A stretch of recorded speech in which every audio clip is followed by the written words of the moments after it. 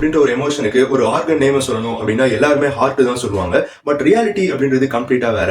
ஒரு group of researchers இந்த love அப்படின்ற ஒரு எமோஷனை ரிசர்ச் பண்ணி அதை 3 ஃபேஸாவும் பிரிச்சாங்க. First one lust. முதல்ல ஒருத்தரை பார்க்கும்போது இந்த லஸ்ட் அப்படின்ற ஒரு எமோஷன் வரும். இது ஆண்கள் கிட்ட வந்து டெஸ்ட்ரோஜன் அப்படின்ற ஹார்மோனும் பெண்கள் கிட்ட ஈஸ்ட்ரோஜன் அப்படின்ற ஒரு ஹார்மோனும் ரிலீஸ் ஆகிறதுக்கு ஒரு முக்கிய காரணமா இருக்கு. ரெண்டாவது என்ன அப்படின்னு பாத்தீங்கன்னா அட்ராக்ஷன். இந்த லஸ்ட் அப்படின்ற ஒரு ஃபேஸை தாண்டி கொஞ்சம் பழகினோடனே ஒரு அட்ராக்ஷன் அப்படின்றது வரும். இதுக்கு முக்கியமான ஹார்மோன் என்ன அப்படின்னு பாத்தீங்கன்னா அட்ரலைன் அப்படின்னு சொல்றாங்க. இதனாலேயே நீங்க வந்து உங்க ஸ்பெஷலா யாரையும் பாக்குறீங்க அப்படின்னா ஆட்டோமேட்டிக்கா உங்களோட ஹார்ட் பீட் வந்து இன்க்ரீஸ் ஆகும். உங்களோட கை கால்லாம் கூட லைட்டா வேர்த்து கொட்டுற மாதிரி இருக்கும். இதுக்கு முக்கிய காரணம் என்ன அப்படின்னு பாத்தீங்கன்னா ஃபிளைட் ஆர் ஃபைட் அப்படின்ற ஒரு மோடுக்கு உங்க உடம்பு போகிறதுனாலதான். மூணாவது ஃபேஸ் என்ன அப்படின்னு பாத்தீங்கன்னா அட்டாச்மெண்ட். இந்த 2 ஃபேஸும் தாண்டி வந்ததுக்கு அப்புறம் அட்டாச்மெண்ட் அப்படின்றதான் வந்து இந்த ரிலேஷன்ஷிப்பை அடுத்து. இதுக்கு முக்கியமா என்ன ஒரு ஹார்மோன் ரிலீஸ் ஆகும் அப்படின்னு பாத்தீங்கன்னா ஆக்சிடோசின் அப்படின்ற ஒரு ஹார்மோன் ரிலீஸ் ஆகும். ரிலேஷன்ஷிப்ல இருந்து வெளியே வரீங்க, ஒரு பிரேக்கப் ஆகுது அப்படின் போது எக்ஸசிவான ஸ்ட்ரெஸ் ஹார்மோன்ஸையும் ரிலீஸ் பண்ண